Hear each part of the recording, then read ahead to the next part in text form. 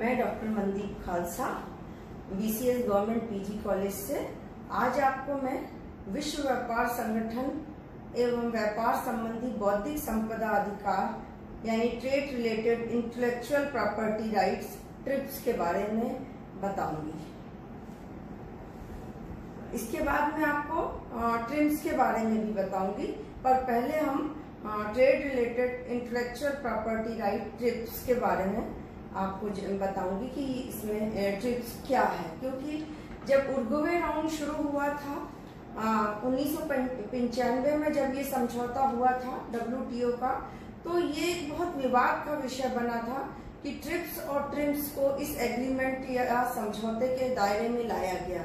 तो ये समझ में नहीं आ रहा था लोगों को कि ये ट्रिप्स क्या है और वास्तव में देखा जाए तो क्या विकसित देशों द्वारा विकासशील देशों पर एक तरह से शोषण है, इसको स्वीकार करना चाहिए कि नहीं करना चाहिए। एक ये बहुत विवाद का विषय था, लेकिन वास्तव में देखा जाए तो ये एक बहुत उपयोगी बौद्धिक संपदा अधिकार जो है, ये बहुत उपयोगी है कि इसके पहले हमें पता ही नहीं था कि किन चीजों को हमें कॉपीराइट करना चाहिए, किन चीजों को हमको पेटेंट करना चाहिए, कि ट्रेडमार्क क्या होता है, औद्योगिक डिजाइन क्या होते हैं, भौगोलिक संकेतक क्या होते हैं और संगठित सर्किट और व्यापारिक रहस्य क्या होते हैं। तो सबसे पहले हम पढ़ेंगे कि ट्रिप्स होता क्या है। तो आपको बता दूं, उरुग्वे दौर के अंतर्गत व्यापार संबंधी बौद्धिक संपत्ति अधिकार आते हैं। किसी व्यक्ति या संस्था द्वारा सृजित कोई संगीत, साहित्य, कृषि कला, खोज, प्रतीक, नाम, चित्र, डिजाइन, कॉपीराइट, ट्रेडमार्क, पेटेंट को हम बौद्धिक संपदा कहते हैं। तो ये जो बौद्धिक संपदा है, ये हर व्यक्ति कुछ ना कुछ इनोवेशन करता है, नव प्रवर्तन करता है या नवाचार, आज के संदर्भ में अब हम कहें तो नवाचार करता है। तो उस नवाचार पर यदि वो व्यक्ति करता है और उस पर वो अपना एकाधिकार जमा लेता है, तो इससे उसको कई सालों तक फायदा मिलता है। और इसके लिए निश्चित रूप से जब ये WTO का ये समझौता हुआ था, तो इसके बाद इसके पहले भारत कई ऐसे नवाचार करता था, इनोवेशन करता था, नव प्रवर्तन करता था, कई आविष्कार करता था, लेकिन वो उसके खाते में नहीं जाते थे। लेकिन पिछले कुछ सालों से भारत भी, इस विकासशील देश भी इस तरफ सजग हुए, जिनमें भारत भी एक है, और वो अपने किसी गाने को, अपने किसी संगीत को, अपनी किसी पेंटिंग को, अपनी किसी कविता को, अपनी किसी चित्रकला को, अपनी किसी मूर्ति को, ये चीजों को यदि वो पेटेंट करा लेता है, एकाधिकार करा लेता है, तो ये उसकी एक बौद्धिक संपदा हो जाएगी। तो इसलिए इसको हम इंटेलेक्चुअल प्रॉपर्टी यानी ट्रिप्स कहते हैं। अब ये होती है 7 प्रकार की। ट्रिप्स समझौते के अंतर्गत 7 प्रकार की बौद्धिक संपदा आती है।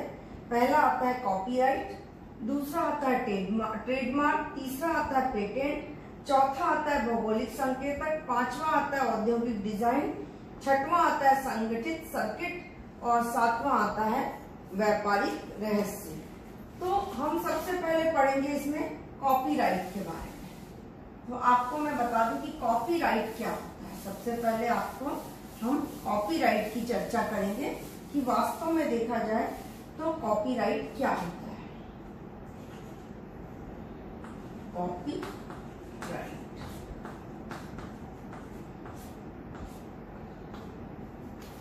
जब कोई व्यक्ति अपने दिमाग में उठे विचारों की व्याख्या करता है, किसी रचना को बनाता है, किसी गाने को बनाता है, किसी कविता को रचता है, कोई मूर्ति को बनाता है, कोई वाद्य यंत्र या संगीत की खोज करता है, या कोई डिवाइस की खोज करता है, या कोई अच्छा सा डिजाइन बनाता है, या कोई कंप्यूटर प्रोग्राम बनाता है, तो इसको कॉपीराइट करना पड़ता है।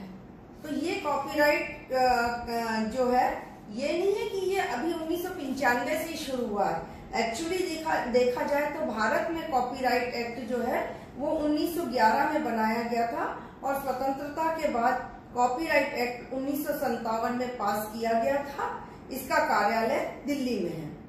कविता है, कहानी है, उपन्यास है, कोई किताब है, ये सब बौद्धिक संपदा के अंतर्गत आते हैं और उसका कॉपीराइट ले लेते हैं। यदि किसी उपन्यास पर कोई फिल्म बन जाती है तो उस फिल्म का कॉपीराइट उसको उस व्यक्ति से लेना पड़ता है जिसका कि उसने कॉपीराइट उस कहानी का या उस उपन्यास का उसने जो कॉपीराइट कराया है उसको पहले परमिशन लेनी पड़ती है, उसका शुल्क अदा करना पड़ता है, तब जाकर वो फिल्म बना सकता है।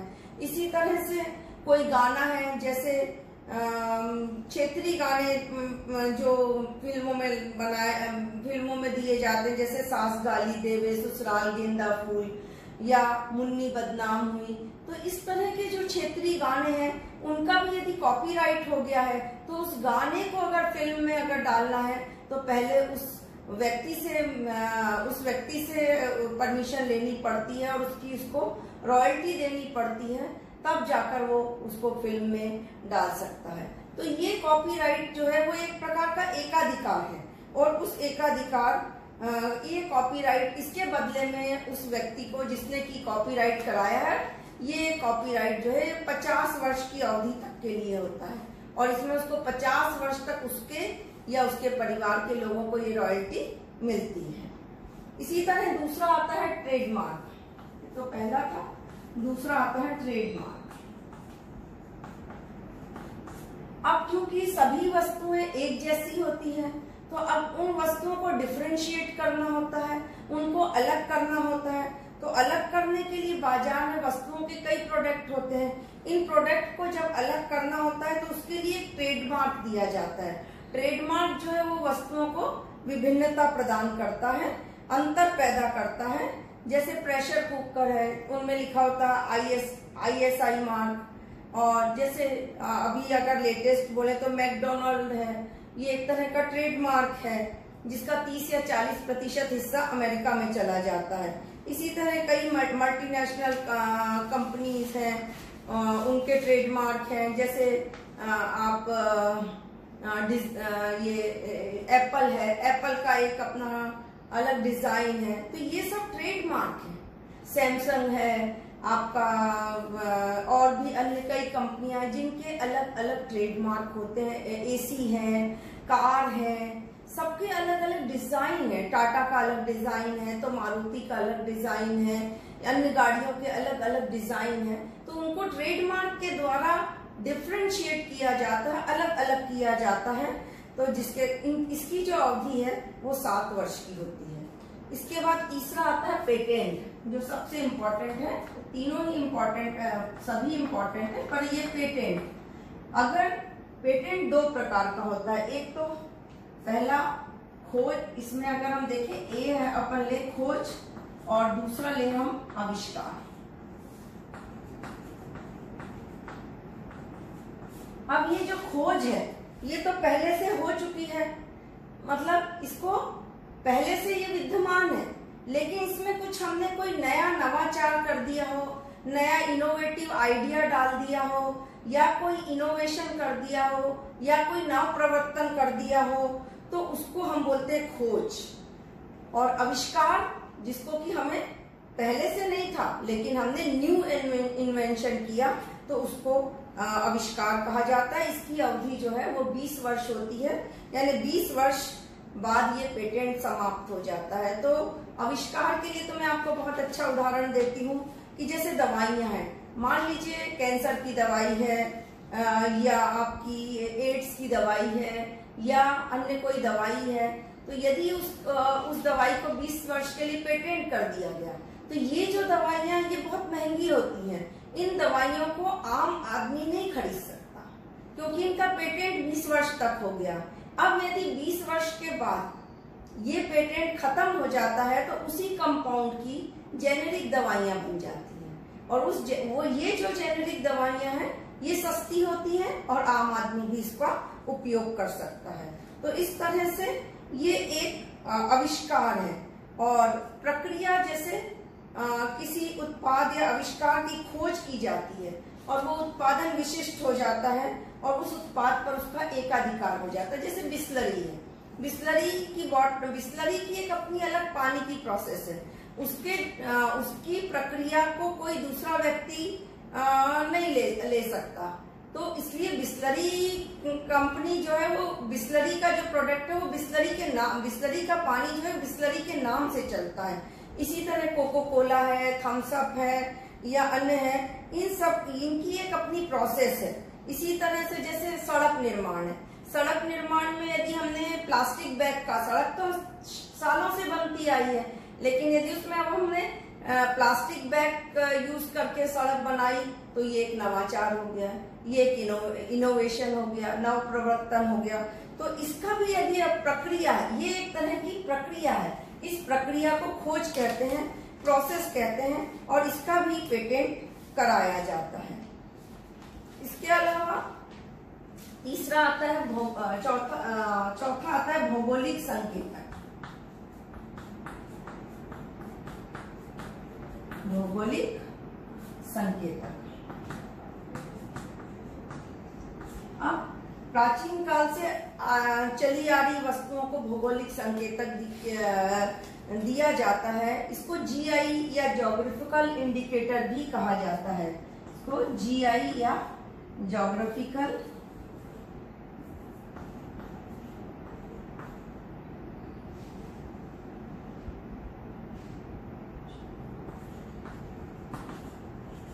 इंडिकेटर भी कहा जाता है, जीआई कहा जाता है। जैसे दार्जिलिंग की टी है, चंदेरी की साड़ियां हैं, महेश्वरी की साड़ियां हैं, कांजीवरम की साड़ियां हैं, बनारस की बनारसी साड़ियां हैं, ढाका का मलमल है, उड़ीसा का इकत प्रिंट है, कच्छ गुजराती कच्छी कढ़ाई है, पंजाब की फुलकारी कढ़ाई है। तो ये क्षेत्रीय आधार पर, ये जो है क्षेत्रीय आधार पर इनको ये इतनी उस जगह के नाम से इतनी फेमस हो जाती है कि इसका एक जीआई कराना पड़ता है, जीआई के नाम से एकाधिकार कराना पड़ता है और ये भौगोलिक संकेतक का काम करते हैं। इसके बाद आता है पांचवा औद्योगिक design.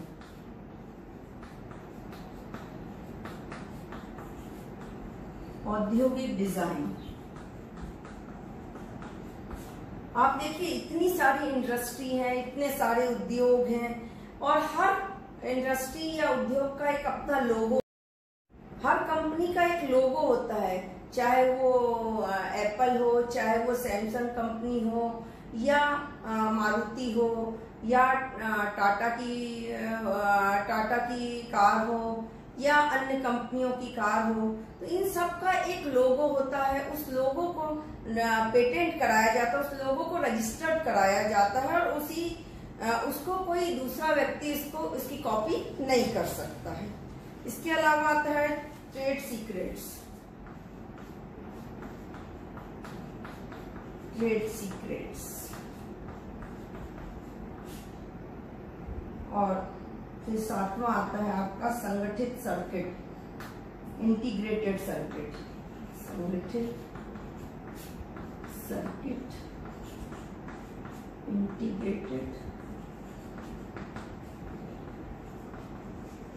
Circuit, integrated circuit. Trade secrets यानी हर कंपनी के अपने एक अलग ट्रेड सीक्रेट्स होते हैं। जैसे औषधियां हैं, उसमें वो कौन से कंपाउंड मिला रहे हैं, ये उनका सीक्रेट होता है। रसायन है, कृषि में रसायन में कौन कौन सी चीजों का इस्तेमाल हो रहा है, क्या क्या रेशो डाल रहा है, ये सब उनके ट्रेड सीक्रेट्स होते हैं, जिसका जो व्यापारिक स्वीकृति के लिए जिसका की परीक्षण किया जाता है। और फिर आता है इंटीग्रेटेड सर्किट्स यानी आईसी सर्विस के डिजाइन है। इनको 10 वर्ष की अवधि के लिए संरक्षित किया जाता है। इस डिजाइन को बनाने के समय से लेकर 15 वर्ष के पश्चात इसका संरक्षण जो है वो समाप्त हो जाता है। नेक्स्ट आता है, अब हम पढ़ेंगे, ये तो था आपका विश्व व्यापार संगठन बौद्धिक संपदा अधिकार समझौता यानी ट्रिप्स। अब हम पढ़ेंगे ट्रिम्स। ये आपको समझ में आ गया होगा। अब हम ट्रिम्स की बात करेंगे, यानी विश्व व्यापार संगठन विश्व व्यापार संगठन एवं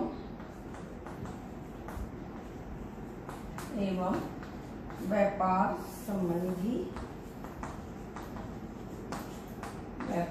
संबंधी निवेश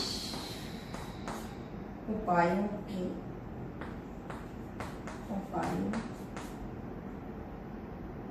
का समझौता, यानी इसको बोलते हैं ट्रिम्स।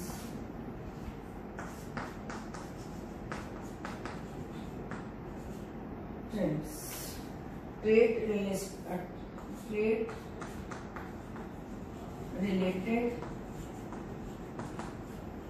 रिलेटेड इन्वेस्टमेंट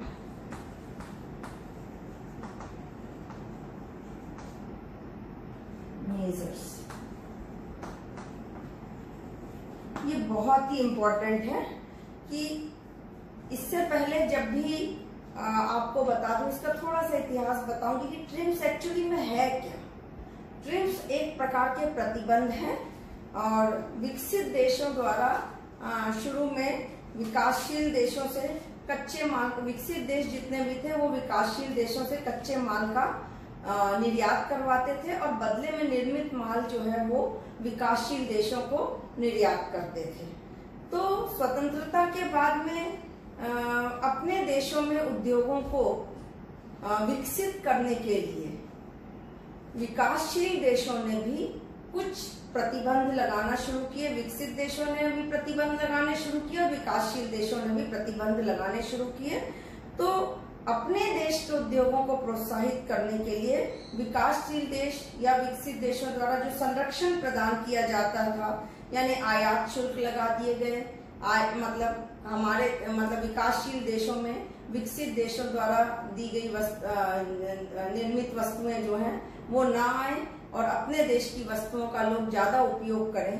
तो इसके लिए उन्होंने आयात प्रशुल्क लगा दिए कि अगर जो वस्तुएं हैं वो यदि हमारे देश में ज्यादा आयात विदेशी वस्तुएं आएंगी, आयात शुल्क लग जाएंगे तो महंगी हो जाएंगी और घरेलू वस्तुएं सस्ती होंगी तो लोग घरेलू वस्तुओं को खरीदेंगे। इसी तरह निर्यात को प्रोत्साहित करने के लिए उन्हें निर्यात सब्सिडी दी जाने लगी, जिसके कारण से जो विकासशील देश या विकसित देश जो थे उनके उद्योगों को संरक्षित करने के लिए निर्यात सब्सिडी देने से वहाँ उस इंडस्ट्री को उतना जितना घाटे में वो लोग सस्ती वस्तुओं का निर्यात करते थे उतना उनको सरकारों के द्वारा निर्यात सब्सिडी देने से उनकी क्षतिपूर्ति हो जाती थी। तो जब 1995 में जब ये समझौता हुआ, ट्रिप्स का जो समझौता हुआ, तो उसमें निवेश को जो प्रतिबंधित करने के लिए निर्यात सब्सिडी और आयात प्रशुल्क या नॉन टैरिफ बैरियर्स जैसे प्रतिबंध लगाए थे, उनको हटाना या उनको खत्म करना एक प्रकार का उद्देश्य था। और इसमें विकसित देशों को 2 वर्ष में खत्म करना था और विकासशील देशों को 5 साल के लिए खत्म करना था। तो इसके लिए उन्होंने विदेशी निवेश पर सभी प्रकार के प्रतिबंध हटा दिए जाने चाहिए। WTO के अंतर्गत जब ये ट्रिप्स का समझौता हुआ था तो उस समय ये कहा गया कि जितने भी कोई भी देश जो भी निवेश उपाय करती है और यदि कंपनियां दूसरे देश में आकर व्यापार करती हैं तो उनको वो सारी सुविधाएं, वो सारे फैसिलिटीज देनी चाहिए जो वो घरेलू उद्योगों को देते हैं। तो इसके लिए घरेलू निवेशकर्ता और विदेशी निवेशकर्ताओं के साथ एक जैसा व्यवहार करना चाहिए और इस पर किसी प्रकार का कोई प्रतिबंध नहीं लगाना चाहिए। तो ट्रिप्स की जो विशेषताएं थी उसमें पहली आती कि विदेशी कंपनियों को किसी भी क्षेत्र या स्थान पर निवेश करने की अनुमति देना। दूसरा, कुछ दशाओं में विदेशी विनियोजकों को 100% समता अंशों में भागीदारी की अनुमति देना और विदेशी विनियोजकों को घरेलू विनियोजकों की भांति व्यवहार करना और सुविधाएं प्रदान करना और बहुराष्ट्रीय कंपनियों द्वारा अर्जित राष्ट्रीय लाभांश ब्याज को मूलभूत देशों में भेजने वाले प्रतिबंधों को समाप्त करना। तो यदि पहला तो ये है कि किसी भी स्थान या क्षेत्र में जो है वो उनको निवेश करने की अनुमति दी जाए। जैसे आपको मैं बता दूं, वॉलमार्ट्स जो है हमारे पूरे देश में FDI के अंतर्गत खुले, तो वहां पर जहां पर भी वो वॉलमार्ट खोले तो उनको ये आजादी दी गई कि वो वहां के घरेलू जो लोग हैं उन्हीं को रोजगार के रूप में रखें और वहीं की किसानों से डायरेक्ट वो लोग घरेलू वस्तुएं लेकर फिर उसको वॉलमार्ट में इसका उपयोग बेचने के लिए करें। दूसरा, कुछ दशाओं में उनको 100% तक भागीदारी की अनुमति देना, मतलब 100% उनको पूरी भागीदारी देना और उनको सेम इक्वल व्यवहार करना। जो आप घरेलू इंडस्ट्रीज के साथ करते हैं वही व्यवहार आप फॉरेन इन्वेस्टमेंट कर्ताओं को भी उतनी ही सुविधाएं प्रदान करें। और नेक्स्ट है मल्टीनेशनल कंपनी जो है वो जब लाभांश कमाती है हमारे देश में तो उनका ये ध्येय रहता है कि वो अधिक से अधिक, जैसे अमेरिकन कंपनी आई और वो डॉलर में व्यवसाय करती तो उनको है कि हम अधिक से अधिक डॉलर जो है वो अपने देश में भेजें। तो वहां पर जो घरेलू सरकारें हैं वो ये बता देती कि भाई 50% से ज्यादा आप डॉलर नहीं भेज सकते, क्योंकि अगर डॉलर की मांग बढ़ गई तो रुपए की वैल्यू घट जाएगी। तो इसलिए घरेलू सरकारें एक तरह का प्रतिबंध लगा देती हैं कि आप इतने % से ज्यादा अपने जो पैसा है वो फॉरेन उसमें मुद्रा में नहीं भेज सकते। तो इसको हम बोलते हैं ट्रिम्स। ट्रिम्स के उद्देश्य देखें तो ये वस्तु व्यापार पर लागू होता है, स्थानीय सामग्री की आवश्यकता होती है। मैंने आपको बताया कि जैसे वॉलमार्ट वगैरह खुले तो जो भी उद्योग खोले जाए उन पर स्थानीय सामग्री जो है होती है, जैसे डायरेक्ट किसानों से वस्तुएं ले लें और उनका उपयोग करें, वहीं के लेबर ले लें, वहीं के लोगों को एम्प्लॉयमेंट में रख लें। तो इस तरह स्थानीय सामग्री की आवश्यकता होती है। तीसरा, विदेशी मुद्रा पर प्रतिबंध। व्यापार यदि डॉलर में हो रहा हो, मैंने आपको बताया, तो उस पर एक कुछ सीमा तक ही वो डॉलर बाहर ले जा सकते हैं, पूरे 100% डॉलर अपने देश में नहीं भेज सकते। और नेक्स्ट आता है जैसे कई विदेशी कंपनियां हैं, बेस्ट प्राइस है, वॉलमार्ट है, विदेशी कंपनियां हैं, एप्पल है, सैमसंग है, ये सब भारत में आकर निवेश कर रही हैं। और WTO के अनुसार विकसित देश 2 वर्ष तक और विकासशील देश 5 वर्ष पर निवेश पर लगाए जितने भी प्रतिबंध हैं उनको समाप्त करें। तो आज हमने जो है वो ट्रिप्स और ट्रिम्स के WTO का जो महत्वपूर्ण समझौता था, ट्रिप्स एंड ट्रिम्स, उसके बारे में मैंने आपको जानकारी दी। Thank you very much.